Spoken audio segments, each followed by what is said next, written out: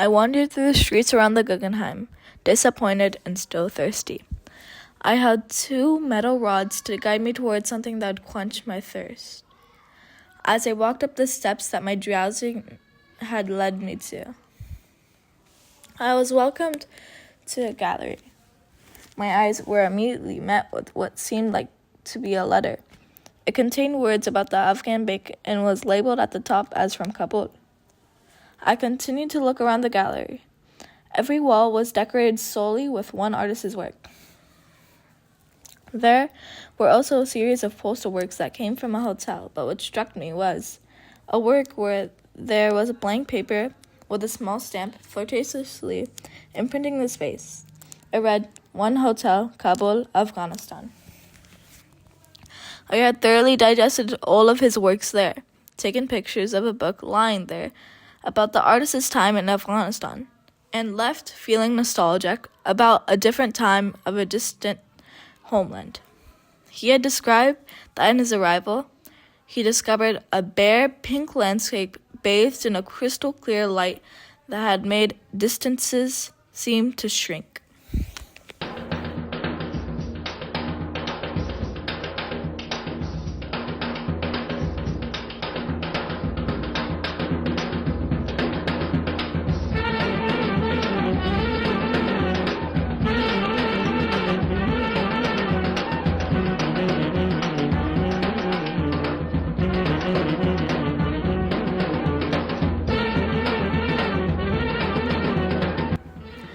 I used to wonder how every Afghan tends to be poetic when they speak about Afghanistan. It seems that it is the only way to describe the same place this artist had seen. Through a storyteller, I learned that the one hotel was created when the artist had met a waiter named Golham Dargishar. The artist had asked what Dargishar's dream was. I would love to have my own hotel, and if I did, I would run it in such a way that you would fall in love. The hotel was opened in, I believe, 1971, named The One. The hotel sustained itself for a long period of time.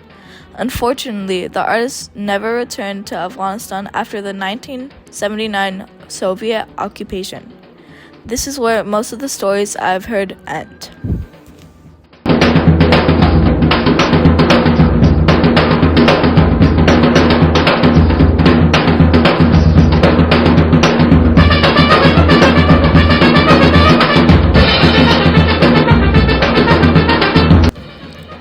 Although I was told there was an artist who went to Afghanistan a few years back to find the location of this hotel and see that it had become to a supermarket. The storyteller had a vague memory of this tale and claimed that the artist may have been Felix Gonzalez Torres or Jonathan Monk. Since this is where the story dissolves, I decided that this is where I would continue to find what I needed. I read 3 poems by Rumi before I slept, put a pomegranate under my pillow, and went to sleep. Suddenly, in my sleep, I was Mark Godfrey, the author of the book that I had first encountered. I was at the Tate Modern for the artist's solo exhibition at Tate, and which I, Mark Godfrey, had created. I had asked one of the security guards what he thought of the story, in which he said that he was able to read the Dari postal works that came from the postal artworks, and that he was friends with Dargishar. I suddenly woke up from my dream, my pillow red from the pomegranate, getting crushed. I doubt that the worker still works at the Tate.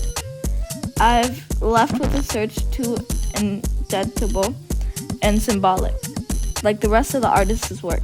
The one hotel is straightforward and yet increasingly mystical. You know that on the first question of you, I brought out, or I suggested that the people of Afghanistan are too much poor, so that their land production is not enough, like wheat, corn, and other things. Therefore, they are forced to plow the ground and plant the pea instead of the wheat,